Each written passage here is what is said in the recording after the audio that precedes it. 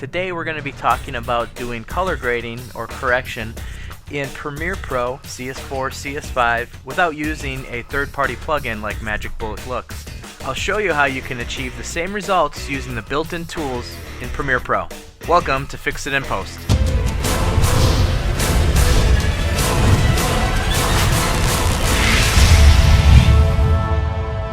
This episode is made possible by CPM Film Tools, your lightweight solution for caging the beast. LCD Viewfinder, the essential accessory for DSLR video. Lightcraft Workshop, the perfect tools to create the perfect image. Manhattan LCD, the affordable solution for high-definition monitoring. GZCam.com, your source for gear reviews and do-it-yourself video and photography projects. Linco Lighting, professional lighting for photo and video. Hey everyone, this is Sean with NextWave DV. Like I said, today we're going to be going over how to do color correction or color grading in Adobe Premiere Pro. The same tools are available in CS4 and CS5. We'll go through and show you how you can achieve the same kind of results you could get using a third-party plugin like Magic Bullet Looks or Colorista.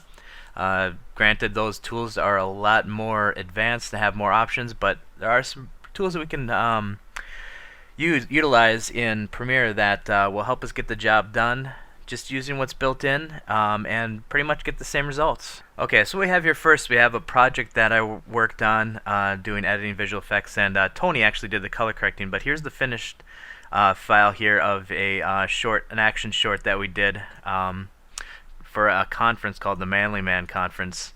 But I'm going to go through and I'm going to take some specific shots here and show you the end result, and we're going to do some of the raw footage over here. Tony had used Magic Bullet Looks to do all the color correcting on this short, so that would be a great way to show the differences. Okay, so let's take a quick look at the what I had already come up with trying to match the finished footage using the original here. You can see that it's very close to what Tony had come up with. It's not perfect, but a little bit more tweaking we probably could get it pretty much perfect. But as I said, the tools in Premiere are a little bit more limited than what you would have available Magic Bullet Looks.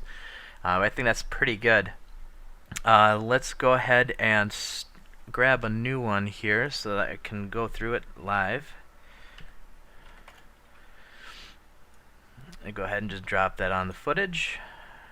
Alright, let's put that one. Well, doesn't really matter. Okay. One thing I want to mention, usually when you're in the effects screen here, it usually looks like this, where you have your timeline so you can do keyframes. But what really helps for when we're doing color correcting and some other plugins is this button right up here. Show or hide timeline view. You can hide the timeline, and now you have a lot more room to work with fine tuning. And of course, adjusting the size of the window gives you a bigger size, even if you need to do more fine tuning. Alright, so let's just start out with we're going to give it a little bit of contrast, kind of try to match how the shadows are looking on that. Let's see here, we'll probably have to come back into this and mess around with it a little bit more, but I kind of wanted to work with how to get the shadow, crush the blacks a little bit, and bring up the highlights. If you're unfamiliar with curves, as you can see, like with the master here, the top over here, and that's one thing, if you have points on here that you want to clear, if you just drag them off of the graph, they'll disappear. These are your highlights, as you can see as we go. It just keeps bringing them closer and closer to white. So we're increasing the gain on the highlights here. And then of course this is your shadows. And in the middle is your mid-range, or midtones. So pretty easy. As you can see, it kind of works like on a Bezier, like on how it works here. But that's the basic overview of curves. So let's go ahead and put that back to about where I had it. Looks close enough for now. Alright, so we're going to start out. I'm going to take out some of the red in the midtones. And if you need to fine tune this so you don't want to affect the highlights as much, you can always add more points to your graph. Alright, so as we can see also, there's quite a bit of blue in here, as you can see with the highlight there. So let's add a little bit of the blue to it. The highlights don't want so much in the mid-range, so then let's also add a little bit back to the shadows. Alright. So you can see when you start taking one color out, you'll actually another color will take over, like the green here. But we'll get to adjusting some of the green there in a little bit. We're gonna pull out the green to see where we're at. And this involves a lot of experimenting, just kind of going with, you know, just seeing what it looks like as you move it around. A lot of times, just a little adjustment's gonna give you a big headway. So we're gonna take some more of the red out, and let's see. Let's bring the blue up a little bit more in there. Go bring some back into the mid range there. Let's see, shadows.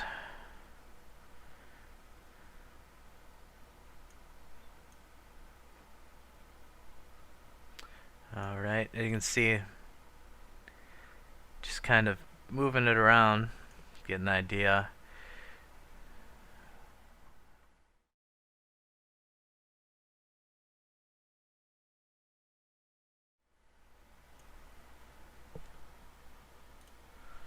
So of course, as you're adjusting one area, you're probably going to find out that you're going to have to go back and keep constantly adjusting another curve of another color in order to compensate for that. Using the one that I already did before for reference, so I can go a little quicker and not bore you with having to tweak every little thing. But as you can see, you know, we're getting pretty close.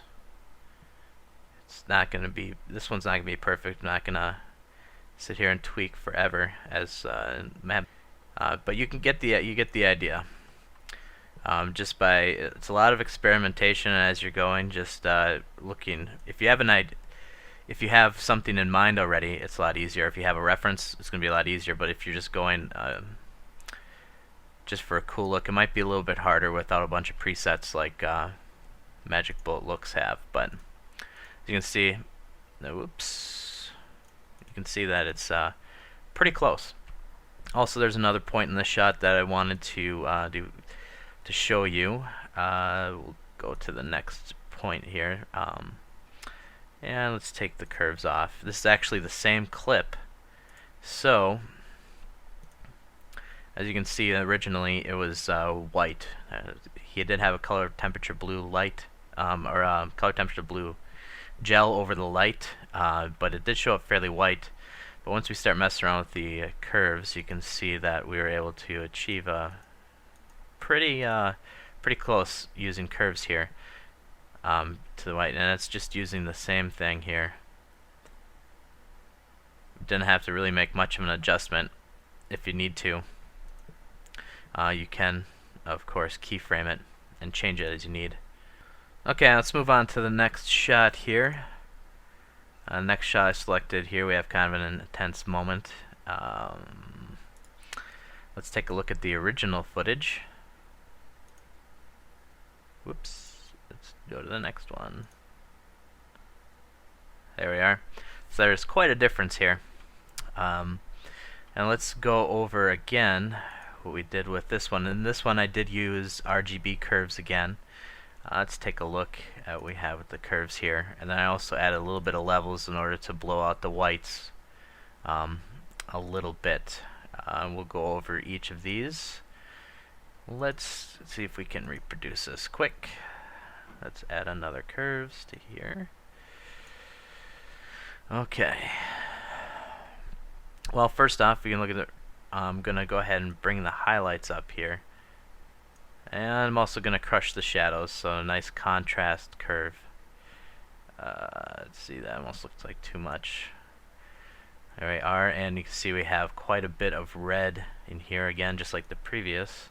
Once we do that, so I'm going to pull a little bit out of the highlights. I'm just going to kind of bring it down a little bit each way.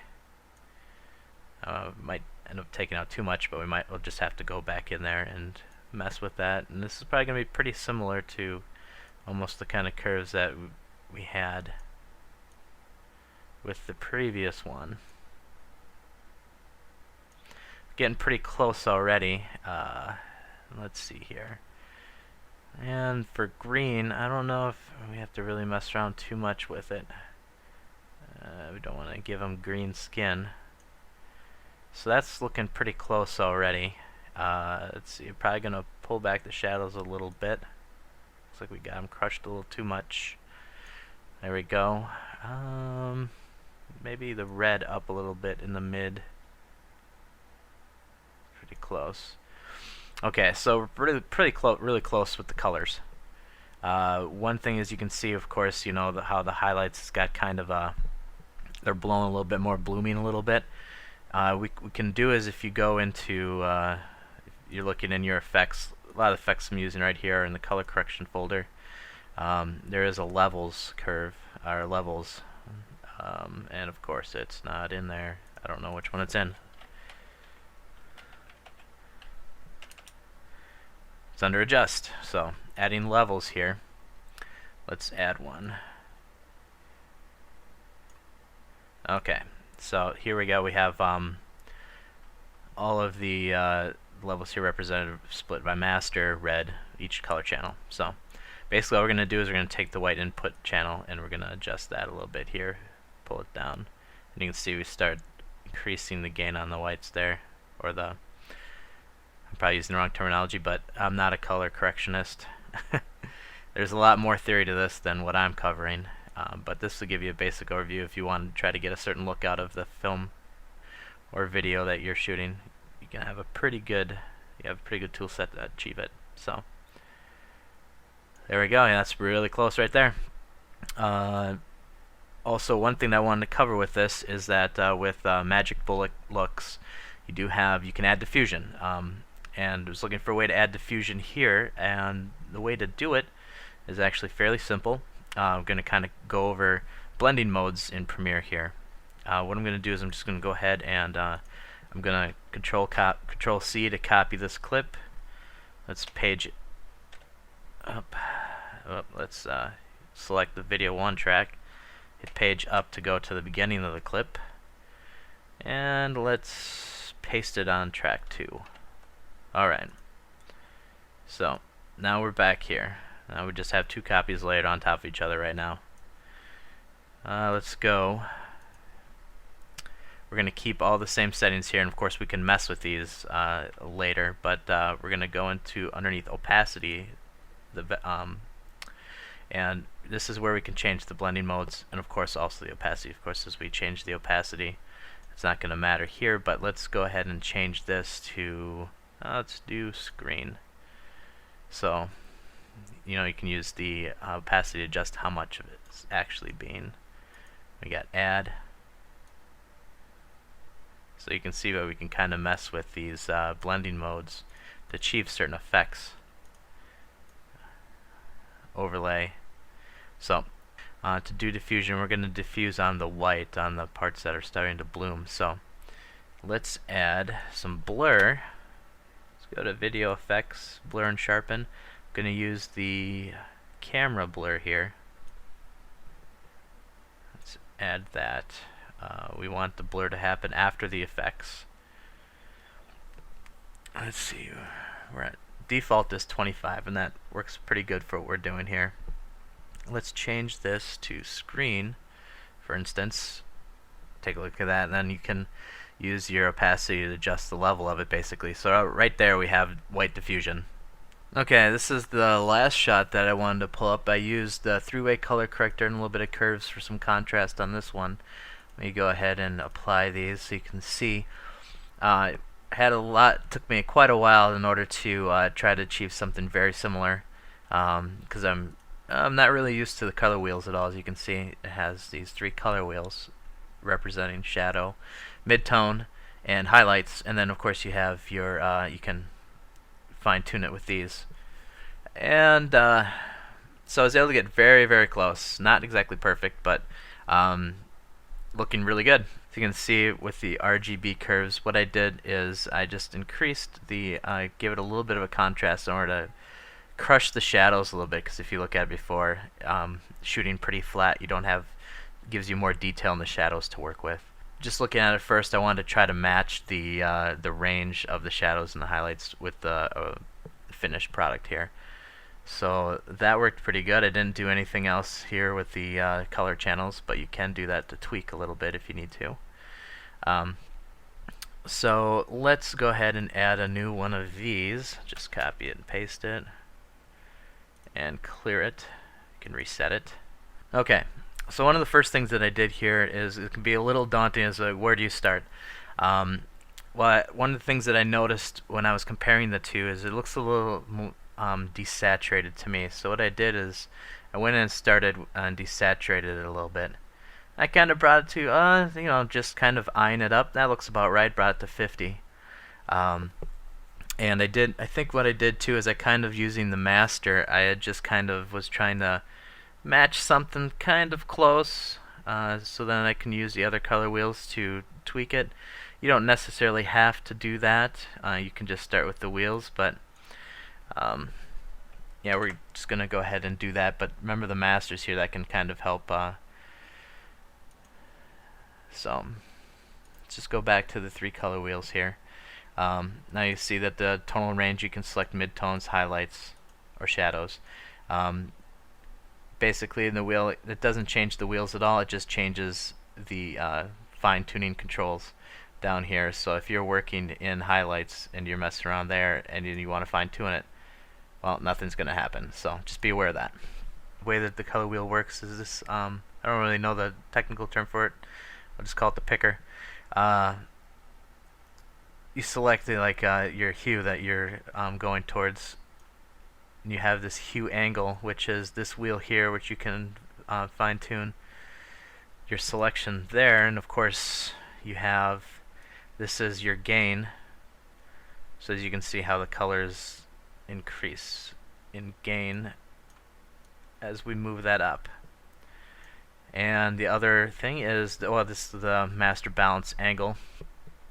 So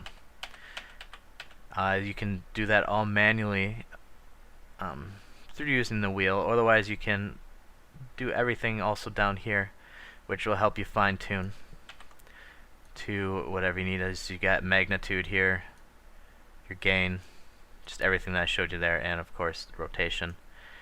We also have saturation, so we can pull the saturation down if we need to, or bring it up. Basically, one thing that I wanted to, when you're fine-tuning, we'll go back to the master. Let's just pull this out. Sometimes when you are rotating this and you want it to actually fine-tune even, right now you can see it goes up by 1 digit, but if you hold down Control and move your mouse over, you click and you slide, you can actually move at a much slower rate, so you can even fine-tune even better.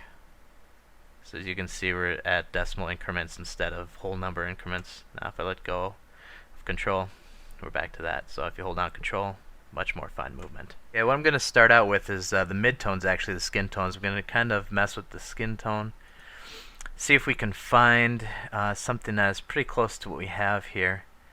As you can see, I'm just going to be messing around as far as pulling it out and just seeing about how close we can get. We can see that it's kind of like greenish bluish a little bit, but there is some red in there too, so like pinkish. So that's kind of close. Just a lot of trial and error and going back and forth between different ones and tweaking it each way. So it is a time-consuming process, but once you get a handle on it, it gets better as you go. Let's see here. Alright, so we're going to stick with that right now. We'll switch over to the highlights, and we'll see what we can accomplish there. Now the highlights, as you can see, what that's affecting, and I'm going to kind of look at the cloud in the other picture here, the cloud here, to kind of get somewhere similar to where that looks like there. And that's pretty close. It's kind of yellowish, as you can see right here on the highlights. We're getting that yellowish there. So like if I were to bring this magnitude down to 0, you can see how the highlights are being affected there. and that's not really desirable. So there's one thing that you can do here in the tonal range definition. You can actually define what the ranges are: your shadow threshold, your mid-range, and your highlight threshold. As you can see, as we move the highlight threshold, that those highlights, it's not considering this range a highlight anymore, so it's not affecting the changes we make in highlight, is not affecting that area. And of course you can see how it affects the sky and everything. So let's say if we pull that out so the skin's not affected here, we can use this as the softness, so you can pull a little bit in, you know, kind of just a gradient way there. So we'll pull a little bit of that in. And the shadows, we can see also same thing. We're going to pull the shadows up a little bit in the range and extend those. Okay, let's mess with the shadows now. And you can see it's kind of a bluish greenish, so we're going to just start heading in that direction and see kind of where we end up. Something that's pretty close, matching that, and that's pretty close.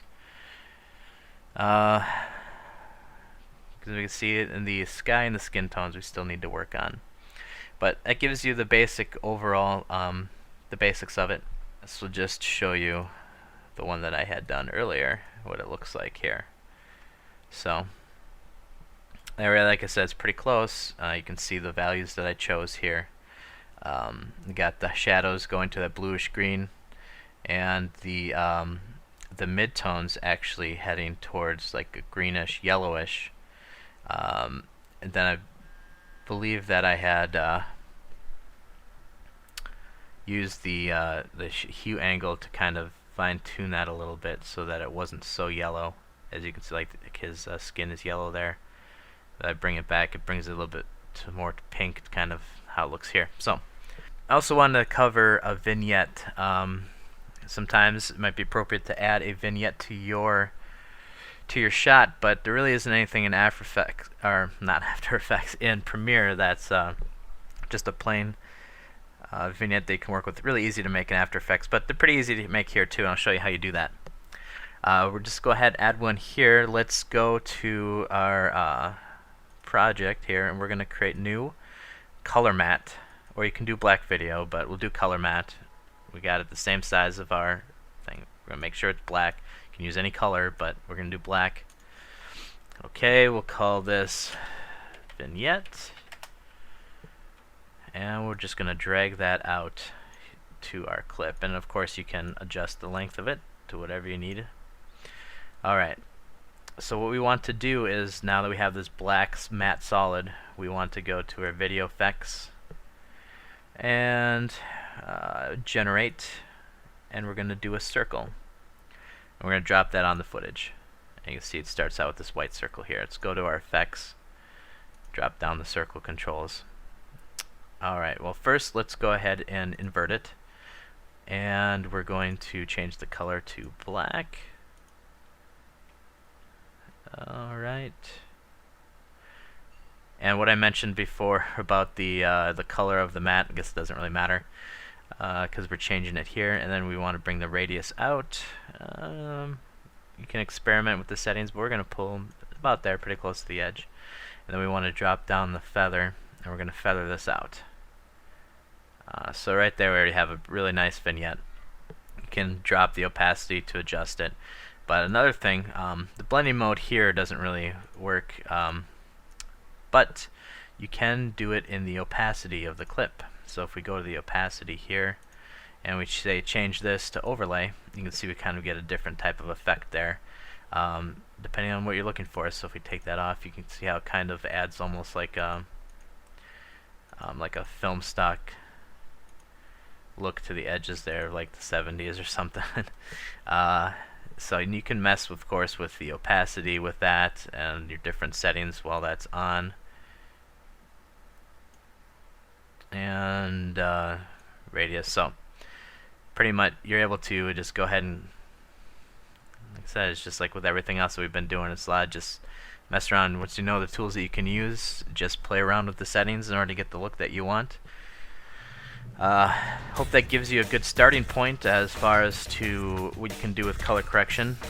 The best thing to do usually when you're shooting in a style, if you have an idea of the kind of color you want, the kind of mood, the best thing to do is to accomplish that in camera with lighting, filters, etc. But not everybody has all that, so there's a lot that you can do in post. It just takes time, a lot of guesswork, messing around, trying to get it the way you want it to look. Okay, and that's it for today's episode. Go ahead, if you have any comments, leave them below. Subscribe to Next Wave DV. You can go ahead. We'll have content coming out every week having to do with training for DSLR shooting, lighting, post, everything. Also check out our website at nextwavedv.com. Also, if you'd like, you can follow me on Twitter. I'll have the link below. Well, thanks for watching. I hope you enjoyed the episode. I'll be seeing you next time.